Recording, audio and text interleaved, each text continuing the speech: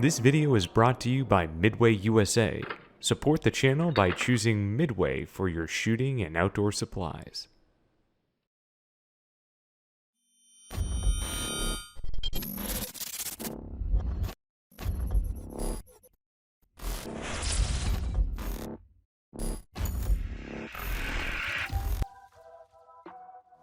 You ready to do a synchronized shot, sir?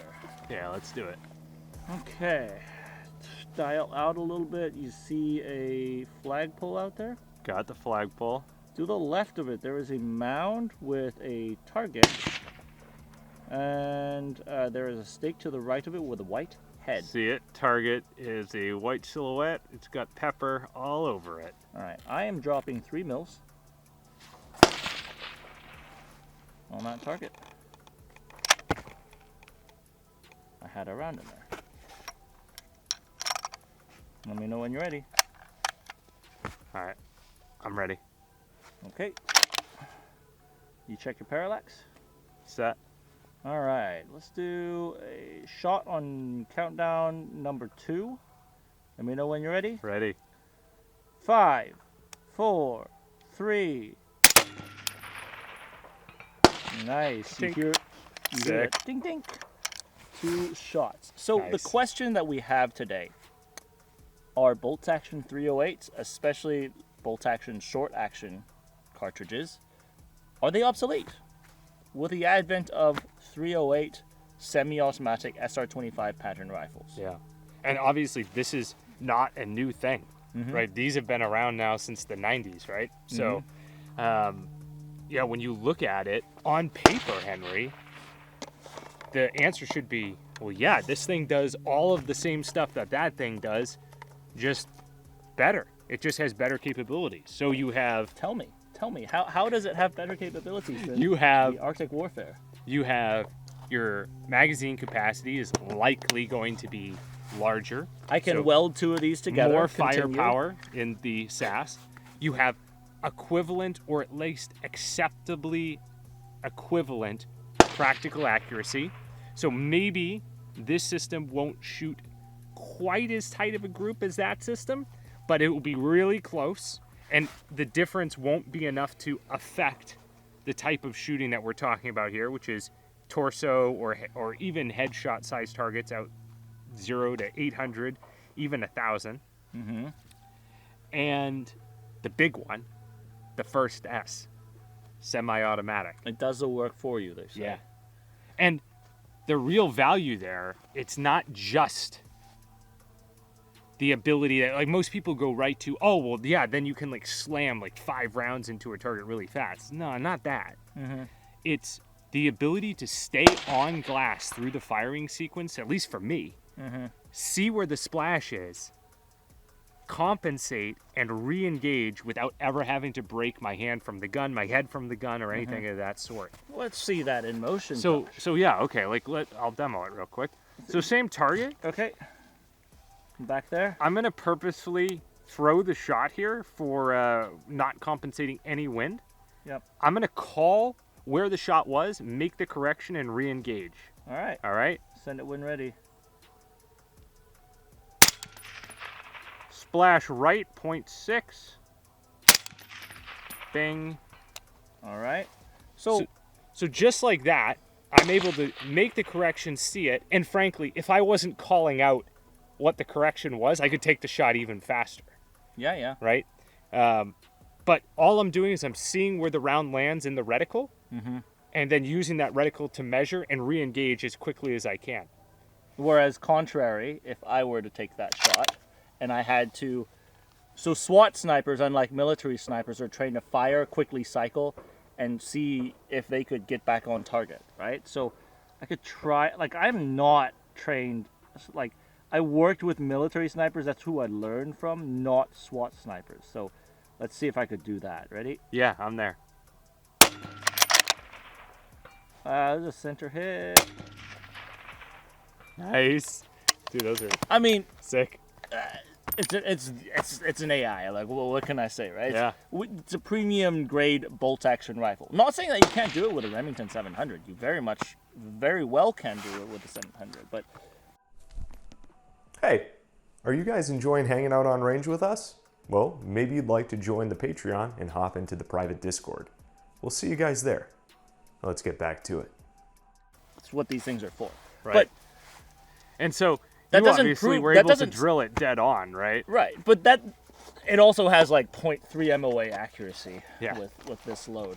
So, all right. So the idea again, you're trying to cycle that that bolt before the round gets to where it's going, so that you can see where that round splashes and be back on glass, and then take your follow-up shot. Very akin to what I'm doing with this. Yes. And obviously at 450, that's pretty tight. If we're shooting at 800 or 1,000, it gets easier actually to do that because you have more flight time of the projectile, right? Yeah. So that is something where I would say that for somebody who knows how to shoot precision, i.e. they know marksmanship fundamentals and they have some idea of elevation, wind drift, and things of that nature, but they just don't have a lot of time behind these two different systems, I would argue that putting them behind this system, they would be able to perceive their impacts and be able to correct them faster than on that. But somebody who's extremely skilled with this, and especially as the distance goes out, maybe can mitigate some of that. But that's obviously like where a lot of the commentary for why this is, the way to go as opposed to the bolt gun comes into play. But I know there are a few reasons that Well, look, I'll just say this. I prefer to shoot bolt actions, even in 308 when it comes to precision rifles. And it's not because I acknowledge that thing does the work for you, but is it okay? yeah. But the fact is, I don't know what it is. Maybe there's less movement in it, especially because I'm not, like what I just did just right now, that's not what I practice to do. Usually I would fire, observe the hit. There's a turkey out there behind. Yeah, I'm on for the turkey. Okay, so turkey 700, I'm dialing 6.1. Parallax set. On you. Let's see, wind coming in right to left. Left to right. Left to right? Is it left to right down there? No, left to right. Yeah, left to right downrange. See the mirage? I'm gonna square it then. Okay. Ready? Impact. Right Alright, half. so I saw that hit, and then I cycle it, Nice. and then I do it again. So like I actually try to I sight my hit with the rifle as best as I can without having to cycle it immediately after my shot. And so with less movement, I actually enjoy using bolt action rifles a little more. I think we actually both, the two of us, we would both say that we tend to shoot the bolt action guns better. I don't know how much of that is mental, how much of it is a training issue, how much of it is a performance or a skill issue, how much of it is a gun issue. I don't know. But what I can tell you is that I tend to be more confident behind my bolt than I would behind a gas gun. But I don't know, again, how much of it is, as you say, like you just feel like more in tune with the gun or what. No, I think like elephant in the room. Like we both know what my biggest thing with gas guns are. And I have no problems with people liking gas. Reliability.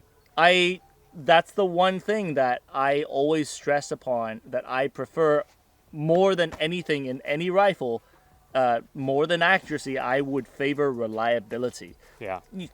Have an acceptable accuracy, of course. But on that note, what I use for like a semi-auto sniper system is actually a freaking G3, right? Not the most ideal item, also shooting ball ammunition, but I know that thing is reliable. Whereas when it comes to the AR10 systems, the SR25 systems, you change the load, you swap the suppressor, you do these little small things. Yeah. Like even if you run like a Hux can like mine, still the SR25s, AR10s tend to have sort of like finicky systems. If anybody tells you contrary to that at this point in our shooting journey, I would tell you that they are lying, or that they have not shot enough of that system. Is even this is the TX10 from LSA. It is a premium built match rifle. If I don't tune the gas, the rifle will choke. If I take the suppressor off and don't touch the gassing, the rifle will not function correctly. If I put the suppressor on but have the gas set for the unsuppressed settings, it will be overgassed and the carrier will move too fast and there will be malfunctions. Now, if we were to take that to the next level, what if you took that to an Arctic environment? Obviously, this is the Arctic warfare, right? This is built for fighting in the Arctic. The Swedes perfected that for us. Having reliability, sort of like gassing issues when you go to places like the Arctic. That's the key here too, because people talk about, they hear reliability and their mind immediately goes to like a failure to feed or something. Oh yeah, like if you don't clean it or it gets mud inside of it. It's like, that's not really what we're talking about. We're talking about the general attributes of the system and the gas. I mean, so everything comes down to a risk mitigating factor, right? That's the point of, like, when you run a military operation, you try to mitigate risk as much as possible. So let's put you on that turkey at 700. Could I get 3 consecutive shots and spot off of your hits or misses? All right, let's see what I can do here. Again, my elevation is 6.1 if you haven't dialed it. I'm dialed on for your elevation. We'll see if it actually impacts there. Okay, send it when ready. All right. Just short? Yep, to the left. A little bit better, but still bottom left at the 7 o'clock position. Got it. Oh, still short. No, that was a hit. Oh, there's a hit? Yeah. Oh, apologies. Apologies. I didn't see it move. Do you hear the tink? Oh, Schmidt and Bender. Hold on. I'll do one more. What is up with Schmidt and Bender? One more.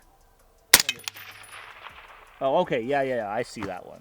All right. Good, I think that the other one, I heard the audible hit. It looked like splash short, but I heard the audible hit. So regardless, like, you can correct that fairly easy. And right now you're using a load that you know works with the suppressor. You've tested the magazines earlier. I hypothesized that thing, the metal mags didn't work well with that thing. That's my hypothesis. We haven't tested it yet. But you've tested the magazine, the suppressor, and the ammunition combination here, and you know that it works. But if you take the suppressor off, we don't know. Yeah. Yep. So, but with a bolt action, obviously, all of that risk is mitigated with your cycling. Yeah. But then you lose a capability of quickly being able to adjust to your shot. Yeah. And that is potential risk for a mission set. Like, you cannot let a target, let's say, disappear in the target window. Yeah. And you need to get it on the shot. That you're mitigating some of the risk of cycling and losing it on your iBox. Yeah. So I would honestly say, like, it really depends on your mission set. It really depends on what you use it for, is a better term. Are you law enforcement? If you're law enforcement, maybe you want the Accuracy International's like hyper small target because you're trying to shoot a pistol out of someone's hands. That SWAT officers have done that in the past. But maybe you're in a military setting and you're trying to push something out there with a lot of variables to it. And you're trying to take a lot of the human interaction away, and you have a solid line of logistics to give you ammunition that you know what you're getting. N118 LR to the Army's 110 SAS, right? Yeah. You have control over that source, and you have control, therefore, over that potential issue. But I would say that the best way of mitigating a lot of it, what the Army did, they issued 110 SASs for their snipers, but then they also issued XM 2010 300 Win Mag bolt actions. Right. And so they had sniper spotter teams working together with 2 weapon systems. Let's say we want to tag the Mr. Old Turkey out there.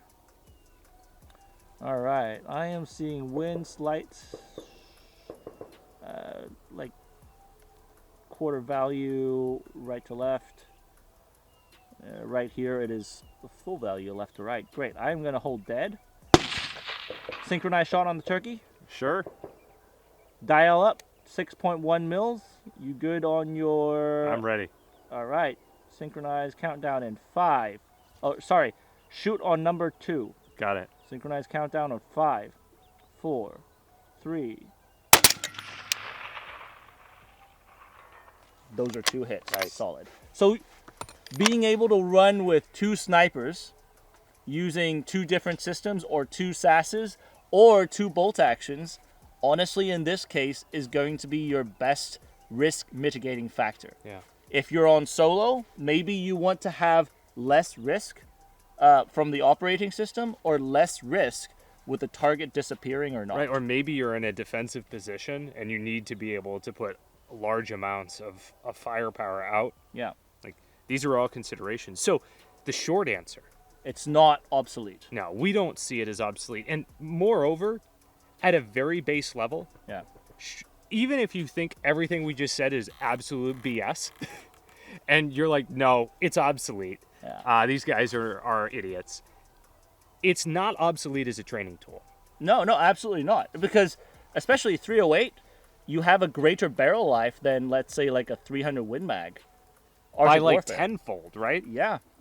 And in fact, we have a video where Joe and Pete over at Bruiser Industries and at Impact Shooting came on and also talks about, from a military and a competitor perspective, why 308 training rifles are actually fairly useful. Now, Pete had a different take on it, but still, the 308 as a training tool is actually a really powerful tool because you gain knowledge and you gain experience. What are you going for? I'll go turkey again, yeah? Which one? Turkey? All right, I'm going back to 6.1. You want to end it on a synchronized? I'm going to see if I can hammer them for a few. All right. Set Ready? it when ready.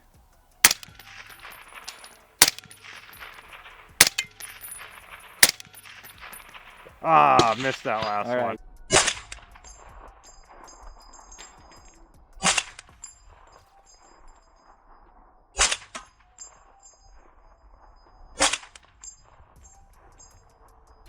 Right, so bottom line is, what we're talking about is the bolt action 308 obsolete. I don't think so. Is the CSAS or is the SAS a powerful tool in semi-auto? Oh, yeah. Absolutely. Is it the end-all, be-all? No, No. it's not.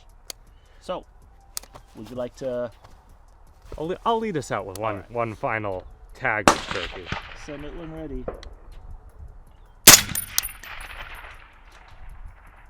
Nice. Until next time, guys. See you guys. See you on the range.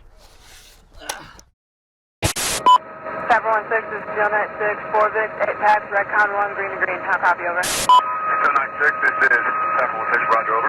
16, Steel 91, 1 pack, green, over. This is 716, roger, over. 16, Steel 92, 1 Victor, 2 packs, Redcon 1, over.